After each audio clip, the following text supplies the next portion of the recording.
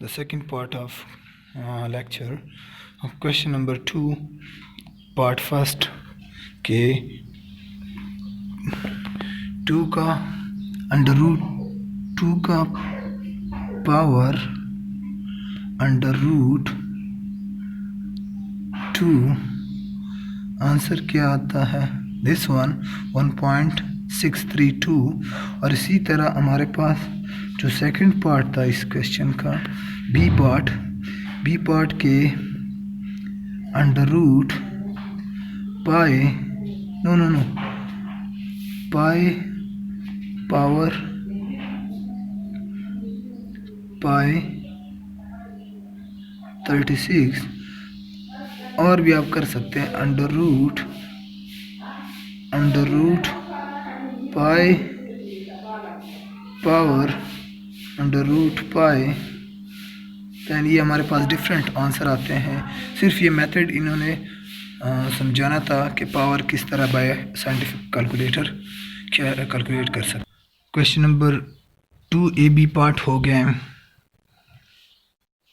A and B part हो गए, पाई की पावर पाई भी हो गए, under root 2 power under root 2 ये भी हो गया। तकरीबन इसका आंसर जो आ रहा था 1.6 समथिंग, इसका 36 पॉइंट समथिंग, तो ये हो गए 36.4621 1.6325। लेकिन अब 5 तक नहीं जाना चाहिए, 5 है तो थर्ड के बाद थर्ड को आप इंक्रीज़ कर देना। ये मेथड्स हैं, ये सीखना। असल इन्होंने जो बाय कैलकुलेटर करना था वो ये सिखाना था कि उसमें किस तरह कर सकते हैं कैलकुलेटर के थ्रू। इसके बाद हमारे पास क्वेश्चन नंबर 4 हम बाद में करेंगे, क्योंकि जो क्वेश्चन नंबर 5 है वो भी क्वेश्चन नंबर 2 की क्वेश्चन नंबर 3 की तरह है, क्वेश्चन नंबर 3 की तरह है। तो इस बेस पे हमारे पास क्वेश्चन नंबर 5 क्या कहता है। क्वेश्चन नंबर 5 के फाइंड टी वैल्यू व्हेन ए क्या हमारे पास ए पार्ट इसमें 3 5 t 9 t is equal to 27। तो फर्स्ट ऑफ ऑल हम क्या करते हैं कि ये बेसिस पहले आपस में सेम करते हैं, फिर उसका बेस इसके बराबर करते हैं। तो हमारे पास 3 की पावर 5t, तो अब क्या वो वैल्यू जो बेस से सेम करते हैं, ये बेस 3 की पावर 3 3 ज़ार, अगर 2 टाइम 3 हो तो हमारे पास 9 आता है। तो अब क्या 3 की पावर 2 3 3 ज़ार 9, तो 2 इंटू टी और 20 is equal to 27। After that उसके बाद क्या हमारे पास कि 3 पावर फिर क्या होंगे, अगर बेसिस सेम हो तो ऐड हो जाते हैं, इज इक्वल टू 27। तो ये हमारे पास क्या आएगा 7t इज इक्वल टू 27। अब इनके बेसिस सेम करने हैं, तो वो क्या है कि 27 कितनी दफ़ा 3 मल्टीप्लाई करते हैं, तो 27 3 3 ज़ार 9 9 3 ज़ार 27 9 3 ज़ार 27। तो इट्स मीन 7t और बेस बराबर होने के लिए हम क्या करते हैं 3 की पावर 3 हमारे पास 27 के बराबर है। देन नो इशू 3 की पावर 3 इज इक्वल टू 27।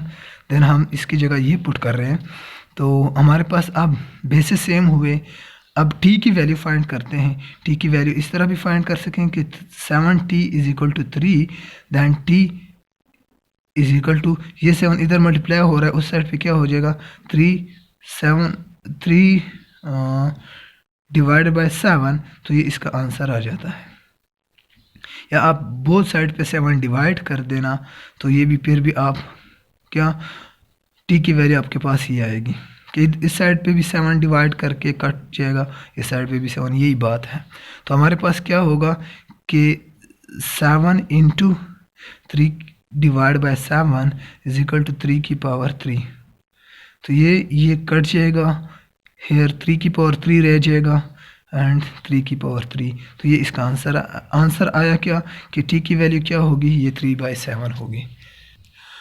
अब बी पार्ट क्या है कि 9t is equal to 27 1/5 divide by 3। अब इस सबसे स्मॉलेस्ट वो पहले करता हूँ कि स्मॉलेस्ट किस बेस पे बना सकता हूँ। 3 की पावर 2 इज इक्वल टू 9 किस चीज़ के बराबर 3 की पावर 2 किस चीज़ के बराबर है 9 है, तो ये 9 की जगह मैंने 3 की पावर 2 और वही t हमारे पास आया। द सेकंड वन के 27 3 की पावर कितने 27 पावर 3 की पावर 3 किस चीज़ के बराबर है 27 के बराबर है। बेसिस सेम करना चाहता हूँ तो ये हमारे पास क्या आएगा बेसिस 3 की power 3 into 1 divide by 5 divided by whole divide by 3। तो अब बेस तो सेम हो गए। अब ये जो पावर हैं ये मल्टीप्लिकेशन फॉर्म में है, ये आपस में मल्टीप्लाई होंगे। तो हमारे पास 3 2 की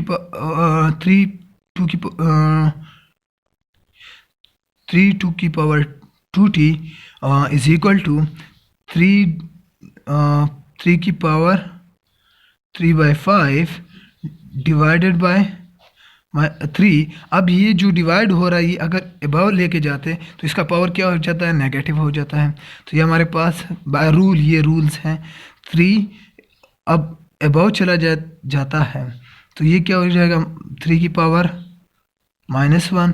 तो अब बेसिस सेम है तो ये क्या होगा एड होंगे, इट्स मीन कि ये सब्ट्रैक्ट होगा इससे।